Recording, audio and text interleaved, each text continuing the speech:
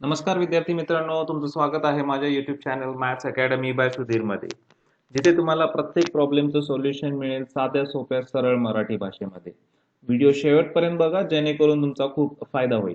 So मित्रांनो, आजच्या video लेक्चरमध्ये आपण स्टडी करणार आहोत एक महत्त्वाचं एक्झाम्पल जे डी मोवियर्स थेरम वापरून सोडवलं जातं आणि हे बोर्ड एक्झाम मध्ये भरपूर वेळेला विचारलं जातं. सो बघूया कोणतं एक्झाम्पल आपण आज सोडवणार आहे.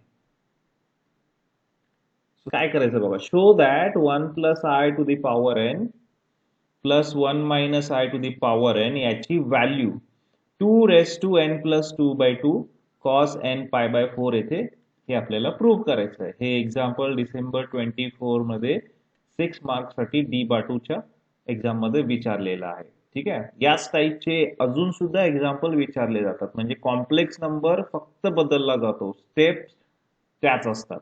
त्यामुळे हे महत्वाचं एक्झाम्पल आहे. ओके, सो पहिली स्टेप काय करणार आता आपण, हे कसं प्रूव्ह करणार. ठीक आहे, सो आपण काय करतो, डी मोवियस थेरम अप्लाय करायच्या कंडिशन्स काय असतात. जे काही फंक्शन असेल ते पॉवर फॉर्म मध्ये पाहिजे. सो बघा 1 plus i raise to n power form मध्ये आहे. इथे पण बघा 1 minus i raise to n, हे पण फंक्शन, ही पण टर्म पॉवर फॉर्म मध्ये आहे. आणखी दुसरी इम्पॉर्टंट कंडिशन काय आहे, जर डी मोवियस थेरम अप्लाय करायचं असेल तर दिलेला कॉम्प्लेक्स नंबर हा कुठल्या फॉर्म मध्ये असायला पाहिजे, पोलार फॉर्म मध्ये असायला पाहिजे. सो डी मोवियर्स थेरम आपल्याला आता डायरेक्ट अप्लाय करता येत नाही. म्हणजे पहिल्यांदा काय करायला पाहिजे, हे दोन्ही कॉम्प्लेक्स नंबर जे आहेत 1 प्लस आय आणि 1 मायनस आय हे कुठल्या फॉर्म मध्ये चेंज करायचे आहेत मला, पोलार फॉर्म मध्ये, तरच मी डी मोवियर्स थेरम अप्लाय करू शकतो. ओके, ही महत्वाची कंडिशन आहे, सर्वांनी लक्षात ठेवा. ठीक आहे, आता काय करूया, हा जो पहिला कॉम्प्लेक्स नंबर आहे लेफ्ट हँड साइड मधला, तो आपण पोलार फॉर्म मध्ये लिहून घेऊया. सो त्याला मी झेड अज्युम करतो. So suppose z is equals to 1 plus i.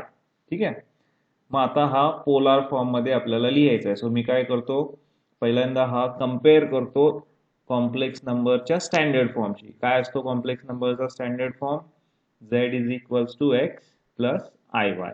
ठीक आहे, सो कम्पेअर केलं तर मला एक्स ची व्हॅल्यू काय मिळते. एक्स म्हणजे काय, आय नसणारा नंबर कोण आहे, 1, किंवा आय नसणारा पार्ट, त्याला रिअल पार्ट असं सुद्धा म्हणतात. सो एक्स ची व्हॅल्यू काय आहे, 1 आहे. ठीक आहे, नंतर वाय, वाय म्हणजे काय, आय सोबत असणारा नंबर. आता इथं आय सोबत कुठला नंबर आहे, इथं नंबर लिहिलेला नाही, याचा अर्थ काय असतो, तो 1 असतो. ठीक आहे, सो वाय ची व्हॅल्यू काय आहे, आय सोबत असणारा नंबर, त्याला इमॅजिनरी पार्ट म्हणतात. सो कुठला नंबर आहे, +1. सो वाय ची व्हॅल्यू आहे 1. ठीक आहे, सो आता हा कॉम्प्लेक्स नंबर आपल्याला पोलार फॉर्म मध्ये चेंज करायचा आहे. का, कारण डी मोवियस थेरम अप्लाय करायचं असेल तर कॉम्प्लेक्स नंबर हे पोलार फॉर्म मध्ये पाहिजेत आणि टर्म्स या पॉवर फंक्शनच्या पाहिजेत. ठीक आहे, सो आता हा पोलार फॉर्म मध्ये लिहूया. सो काय असतो स्टँडर्ड पोलार फॉर्म कॉम्प्लेक्स नंबरचा, z is equals to r into cos theta plus i sine theta. हा कॉम्प्लेक्स नंबरचा पोलार फॉर्म आहे, r into cos theta plus i sine theta. मग कुठलाही कॉम्प्लेक्स नंबर जर पोलार फॉर्म मध्ये लिहायचा असेल तर आपल्याला काय कॅल्क्युलेट करायला लागतं, आर म्हणजे त्याचा मॉड्युलस आणि थीटा म्हणजे त्याचा अँप्लिट्यूड. ठीक आहे, ते कॅल्क्युलेट करून या फॉर्म्युल्यामध्ये सबस्टिट्यूट करायचे, आपल्याला काय मिळतो, पोलार फॉर्म मिळतो. सो मी याला इक्वेशन नंबर 1 अज्युम करतो. ठीक आहे, आता पहिल्यांदा आर शोधूया या कॉम्प्लेक्स नंबर झेडचा. आर ला आपण काय म्हणतो, मॉड्युलस, आणि तो कॅल्क्युलेट करायचा फॉर्म्युला काय, square root x square plus y square. ठीक आहे, एक्स आणि वाय आपण ऑलरेडी शोधलेले आहेत. सो फॉर्म्युल्यामध्ये व्हॅल्यू लिहूया. So r equal to square root x म्हणजे काय, 1 त्याचा स्क्वेअर, प्लस वाय म्हणजे काय, 1 परत त्याचा स्क्वेअर. या व्हॅल्यू ऑलवेज एक्स आणि वायच्या ब्रॅकेट मध्येच लिहा, विदाउट ब्रॅकेट लिहू नका. ठीक आहे, आणि कॅल्क्युलेटर मध्ये जर तुम्ही टाईप केलं तर मला आर ची व्हॅल्यू काय मिळणार, 1 चा स्क्वेअर म्हणजे असतो 1, परत हा 1 चा स्क्वेअर म्हणजे 1, त्याची ऍडिशन घेतली. सो 1 प्लस 1 म्हणजे काय, 2, आणि त्याचा काय घ्यायचं आहे आपल्याला, स्क्वेअर रूट. सो आर मॉड्युलसची व्हॅल्यू काय आली, स्क्वेअर रूट ऑफ 2. ओके, आता काय शोधायचं, थीटा. थीटा म्हणजे काय, अँप्लिट्यूड. तर अँप्लिट्यूड आपण डायरेक्टली कॅल्क्युलेट करत नाही, तर पहिल्यांदा काय करतो, तो दिलेला कॉम्प्लेक्स नंबर कुठल्या क्वाड्रंट मध्ये आहे ते चेक करतो. म्हणजे फर्स्ट क्वाड्रंट मध्ये आहे, सेकंड मध्ये आहे, थर्ड मध्ये आहे का फोर्थ मध्ये आहे, हे आपण पहिल्यांदा चेक करतो. मग ते कसं चेक करायचं? एक्स आणि वायचं साईन बघून. सो एक्सचं साईन काय? प्लस. वायचं पण साईन काय? प्लस. मग प्लस एक्स आणि वाय कुठल्या क्वाड्रंट मध्ये असतात? फर्स्ट क्वाड्रंट मध्ये एक्स आणि वाय दोन्ही काय असतात? पॉझिटिव्ह असतात. दुसऱ्या क्वाड्रंट मध्ये काय असतं? एक्स निगेटिव्ह असतो, वाय पॉझिटिव्ह. तिसऱ्या क्वाड्रंट मध्ये एक्स पण निगेटिव्ह, वाय पण निगेटिव्ह. आणि चौथ्या क्वाड्रंट मध्ये काय असतं? X positive, Y negative. So आता आपला बघा, एक्स पॉझिटिव्ह आहे, वाय पण पॉझिटिव्ह आहे. म्हणजे जो काही कॉम्प्लेक्स नंबर आहे तो कुठल्या क्वाड्रंट मध्ये आहे? फर्स्ट क्वाड्रंट मध्ये आहे. मग जर कॉम्प्लेक्स नंबर फर्स्ट क्वाड्रंट मध्ये असेल तर अँप्लिट्यूड थीटा कॅल्क्युलेट करायचा फॉर्म्युला काय आहे? Tan inverse modulus of y by x. ठीक आहे, लक्षात ठेवा. सो जर कॉम्प्लेक्स नंबर फर्स्ट क्वाड्रंट मध्ये असेल तर त्याचा थीटा अँप्लिट्यूड कॅल्क्युलेट करायचा फॉर्म्युला काय? Tan inverse modulus y by x. ठीक आहे, आता व्हॅल्यू सबस्टिट्यूट करूया आपण वाय आणि एक्स ची. So theta equal to tan inverse modulus. तर वाय ची व्हॅल्यू काय दिली बघा? 1 डिवायडेड बाय एक्स ची व्हॅल्यू काय? 1. ठीक आहे, आणि हे जर तुम्ही कॅल्क्युलेटर मध्ये टाईप केलं टॅन इनव्हर्स मॉड्युलस 1/1, कॅल्क्युलेटर लक्षात ठेवा सेट करायला विसरू नका रॅडियनला. शिफ्ट प्लस मोड प्रेस करा, त्याच्यानंतर 4 नंबरचं बटन जर तुम्ही दाबला तर तुमच्या कॅल्क्युलेटरच्या डिस्प्लेवरती आर येतं आणि त्याच्यानंतर टॅन इनव्हर्स 1/1 टाईप करा. तुमचा आन्सर काय येईल? Theta is equals to pi by 4. So tan inverse 1 चं आन्सर असतं पाय बाय 4. ठीक आहे, सो अँप्लिट्यूड मिळाला. सो जो काही 1 प्लस आय हा कॉम्प्लेक्स नंबर होता त्याचा मॉड्युलस आला √2, अँप्लिट्यूड आला पाय बाय 4. आता काय करूया? हे दोन्ही कुठे सबस्टिट्यूट करूया? पोलार फॉर्म म्हणजे इक्वेशन 1 मध्ये. मग या व्हॅल्यू इक्वेशन 1 मध्ये सबस्टिट्यूट केलं की मला दिलेल्या कॉम्प्लेक्स नंबर 1 प्लस आय चा पोलार फॉर्म मिळेल. सो काय येणार बघा? झेड. आता झेड म्हणजे काय आहे? 1 प्लस आय. ठीक आहे, इक्वल टू आता आर ची व्हॅल्यू किती आहे? आर म्हणजे मॉड्युलस. किती आहे व्हॅल्यू बघा?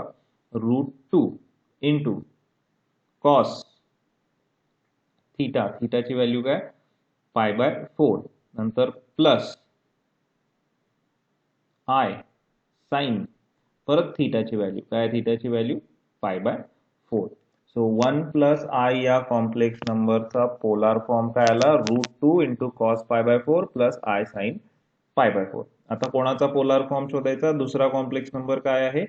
1 मायनस आय. आता बघा, दोन्ही कॉम्प्लेक्स नंबर जर तुम्ही ऑब्झर्व केले तर काय चेंज आहे? फक्त साइनचा चेंज आहे. हा 1 प्लस आय आहे, हा 1 मायनस आहे. सो हा कॉम्प्लेक्स नंबरचा पोलार फॉर्म आता मी सोडवत बसणार नाही, डायरेक्टली सिमिलरली लिहिणार. ठीक आहे, सिमिलरली पोलार फॉर्म आता 1 मायनस आयचा लिहिणार. मला 1 प्लस आयचा पोलार फॉर्म माहिती आहे, √2 cos pi by 4 plus i sine pi by 4. मग 1 मायनस आयचा पोलार फॉर्म काय असणार? फक्त काय करायचं? मिडल साइन चेंज करायचं. ठीक आहे, इथं जसं 1 प्लस आय आहे, इथं 1 मायनस आहे. सो इथं प्लस असेल तर प्लस होता, सो मायनस असेल तर काय ना? मायनस. सो 1 मायनस आयचा पोलार फॉर्म काय लिहिणार? सेम तेच, √2, फक्त मधी प्लसच्या ऐवजी काय लिहायचं? मायनस. कॉस पाय बाय 4 प्लसच्या ऐवजी minus i sine pi by 4. So बघा, आपली पहिली स्टेप कंप्लीट झाली. जे काही आपल्याला प्रूव्ह करायचं होतं त्याच्या लेफ्ट हँड साइड मध्ये जे दोन्ही कॉम्प्लेक्स नंबर होते ते आपण पोलार फॉर्म मध्ये लिहिले. आता काय करूया? हे polar form left hand side मधल्या कॉम्प्लेक्स नंबरच्या जागी सबस्टिट्यूट करूया आणि ती लेफ्ट हँड साइड सोडवत जाऊया जोपर्यंत आपल्याला RHS मिळत नाही तोपर्यंत. ठीक आहे, सो लेफ्ट हँड साइड आपल्याला काय दिले बघा? Left hand side is equal to काय दिलंय? 1 plus i to the power n plus 1 minus i to the power n. ठीक आहे, सो दोघांची पण व्हॅल्यू सबस्टिट्यूट करूया. So therefore LHS is equal to पहिला 1 प्लस आय ची व्हॅल्यू काय आहे? √2 cos pi by 4 plus i sine pi by 4. Okay, आणि टोटल रेस टू काय आहे n. पुढे प्लस 1 मायनस आय चा पोलार फॉर्म लिहू, काय आहे √2 कॉस पाय बाय 4. नंतर काय आहे minus i sine pi by 4 आणि this is whole raise to काय आहे परत n. ठीक आहे. सो 1 प्लस आय चा पोलार फॉर्म लिहिला पॉवर n, 1 मायनस आय चा पोलार फॉर्म लिहिला आणि पॉवर n. ठीक आहे. सो कॉम्प्लेक्स नंबर आपण पोलार फॉर्म मध्ये लिहिले आणि हे पॉवर फंक्शन आहे, पॉवर टर्म आहे, म्हणून डी मोव्हियर्स थेरम अप्लाय करायचं. पण आता इथं डायरेक्टली आपण डी मोव्हियर्स थेरम अप्लाय करू शकत नाही. फक्त कुठली टर्म लागते आपल्याला, cos theta plus i sine थीटाची टर्म लागते. इथे एक्स्ट्रा टर्म पण येते √2. मग आता काय करायचं, आपण स्टँडर्ड 8 मध्ये एक रूल स्टडी केलाय बघा इंडायसेसचा. कुठला rule, a into b raise to m असेल तर काय करतो आपण, a raise to m into b raise to m. जी काही पॉवर आहे ती दोन्ही टर्मला डिस्ट्रीब्यूट करतो. हा रूल आता आपण अप्लाय करूया. म्हणजे काय येणार, आपली जी पॉवर एन आहे ती √2 आणि cos pi by 4 plus i sine pi by 4 ला डिस्ट्रीब्यूट करूया. सो पहिला काय येणार √2 रेस टू एन इंटू नंतर काय येणार cos pi by 4 plus i sine pi by 4 raise to n. ठीक आहे. प्लस इथं पण सेम तोच रूल, हे ए आहे, √2 म्हणजे ए आहे, cos pi by 4 minus i sine pi by 4 म्हणजे बी आहे. A into b raise to m असेल तर काय करायचे, जी काही पॉवर आहे ती दोघांना डिस्ट्रीब्यूट करायची. म्हणजे काय येणार √2 रेस टू एन इंटू नंतर काय येणार बी रेस टू एन म्हणजे cos pi by 4 minus i sine pi by 4 raise to n. ठीक आहे.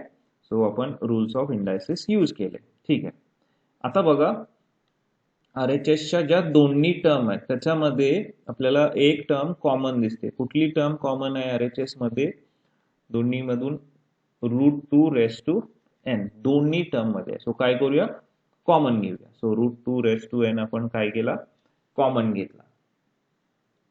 ठीक आहे. आता काय होणार, √2 रेस टू एन कॉमन घेतलाय दोन्ही मधून. मग काय करायचे, जी काही राहिलेल्या टर्म आहेत या दोन टर्म राहिलेत सो त्या ब्रॅकेट मध्ये लिहायच्या. सो पहिली टर्म कुठली राहिली, cos pi by 4 plus i sine pi by 4 raise to N plus इथून √2 रेस टू एन कॉमन घेतला म्हणजे काय राहणार, cos pi by 4 minus i sine pi by 4 raise to n. ठीक आहे.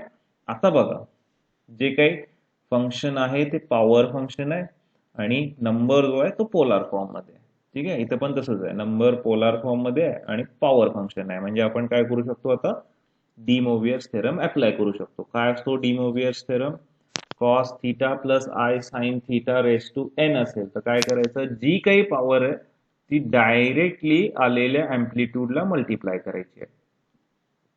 ठीक आहे. म्हणजे काय येणार cos n theta plus i sine n theta. ठीक आहे. मग अप्लाय करूया हा डी मोव्हियर्स थेरम आता. So LHS equal to √2 raise to n पर्यंत आहे तसं राहणार. ठीक आहे. आता काय करायचंय बघा व्यवस्थित, इथं याला डी मोव्हियर्स थेरम अप्लाय करायचा आहे. सो काय करणार, ही पॉवर एन अँप्लिट्यूडला मल्टिप्लाय करणार. ठीक आहे.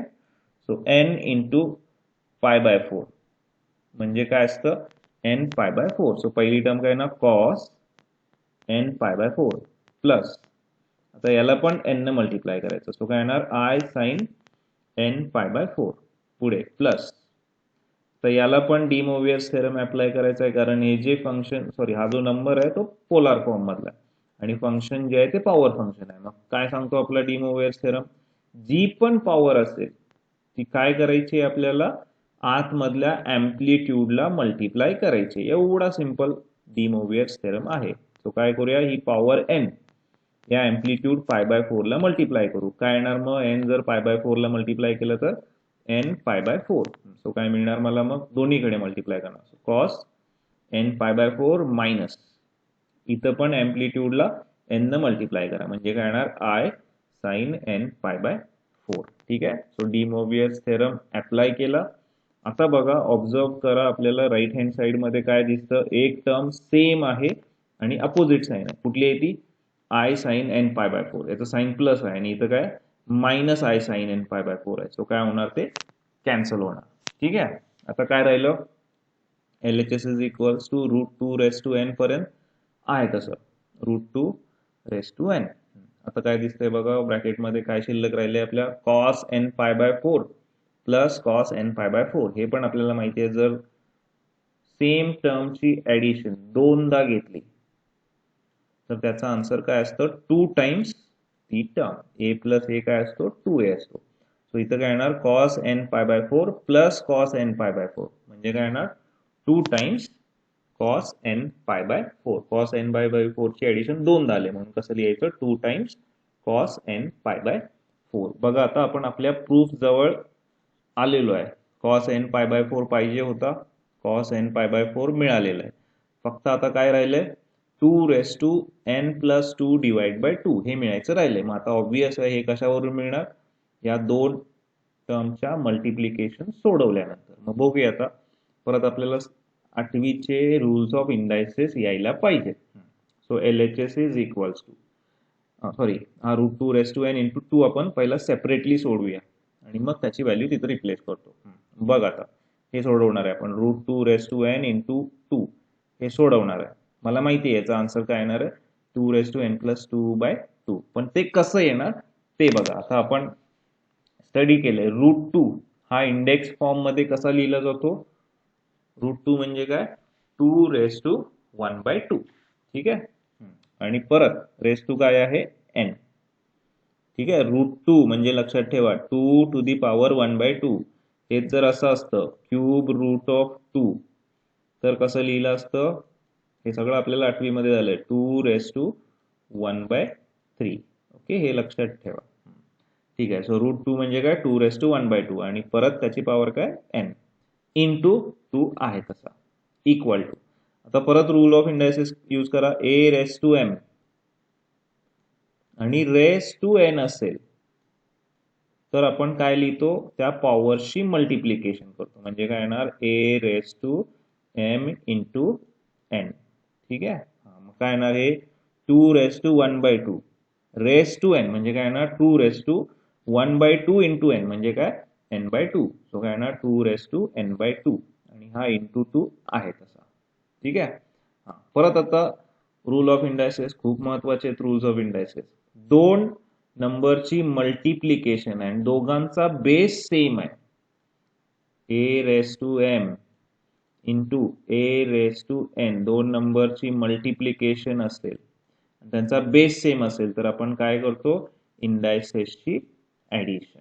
ठीक आहे, keeping the base as it is. म्हणजे हे काय येणार, बेस काय येणार 2 आणि इंडेक्स काय येणार ऍडिशन मध्ये, एन बाय 2 याचा इंडेक्स आहे आणि या 2 चा इंडेक्स काय लिहिला नाही म्हणजे 1. सो काय येणार, 2 raise to n by 2 plus 1. Exam मध्ये कधी कधी एन प्लस 2 बाय 2 च्या ऐवजी असंही विचारतात, 2 raise to n by 2 plus 1. So इथंच थांबायचं. ठीक आहे, तर आपल्याला काय पाहिजे, एन प्लस 2 बाय 2. मग कसं मिळणार ते बघा. आता हे दोन फ्रॅक्शन आहेत, कुठले आहेत, पॉवर मी इथे व्यवस्थित लिहून घेतो, एन बाय 2 प्लस 1 हे मला सोडवायचं आहे. आपल्याला माहिती आहे दोन फ्रॅक्शनची ऍडिशन आपण कशी सोडवतो, क्रॉस मल्टिप्लिकेशन करून. हा एन या 1 च्या डिनॉमिनेटरला मल्टिप्लाय करणार, 1 चा डिनॉमिनेटर काय 1. So n into 1 n, middle sign plus आहे तसं. ओके, आता 1 कोणाला मल्टिप्लाय करायचा, अपोजिट 2 ला. So 1 into 2 2. ओके, आणि डिवायडेड बाय, क्रॉस मल्टिप्लिकेशन अजून संपलेलं नाही, शेवटी काय करायचं असतं, डिनॉमिनेटर डिनॉमिनेटरला मल्टिप्लाय करायचा. 2 इंटू 1 काय आला 2. ठीक आहे, सो एन बाय 2 प्लस 1 म्हणजे काय, n plus 2 divide by 2. So काय मिळालं मला, 2 raise to N plus 2 divide by 2. आणि बघा आपल्याला हेच पाहिजे होतं. सो आता व्हॅल्यू रिप्लेस करूया, root 2 raise to n into 2 याच्या जागी मी काय लिहिणार, 2 raise to N plus 2 divide by 2. ठीक आहे, so therefore LHS is equals to root 2 raise to n into 2 म्हणजे काय, 2 raise to N plus 2 divide by 2 आणि इंटू इंटू काय राहिलं, कॉस एन पाय बाय 4. ठीक आहे, आणि हेच आपलं काय, 2 raise to N plus 2 divide by 2 cos N pi by 4 म्हणजेच आपली काय आहे, रिक्वायर्ड RHS आहे. सो बघा, लेफ्ट हँड साइड सोडवल्यानंतर मला काय मिळाली, राईट हँड साइड मिळाली. सो हेन्स दी प्रूफ, हेच आपल्याला प्रूफ करायचं होतं. सो विद्यार्थी मित्रांनो, आय होप तुम्हाला लक्षात आलं असेल डी मोवियर्स थेरम वापरून आयडेंटिटी आपण ही कशी प्रूव्ह केलंय. परत एकदा मी रिवाइज करतो. काय करायचं, जे काही कॉम्प्लेक्स नंबर आहेत ते कशाच्या फॉर्म मध्ये लिहायचे, पोलार फॉर्म मध्ये लिहायचे. ठीक आहे. आणि त्याच्यानंतर काय करायचं, डी मोवियर्स थेरम वापरून आपल्याला रिक्वायर्ड प्रूफ मिळणार आहे. ठीक आहे. सो विद्यार्थी मित्रांनो, तुम्ही हा व्हिडिओ शेवटपर्यंत बघितला त्याबद्दल सर्वांचे धन्यवाद. आणि व्हिडिओ आवडला असेल तर नक्की माझ्या YouTube चॅनल लाईक, शेअर आणि सबस्क्राईब करायला विसरू नका.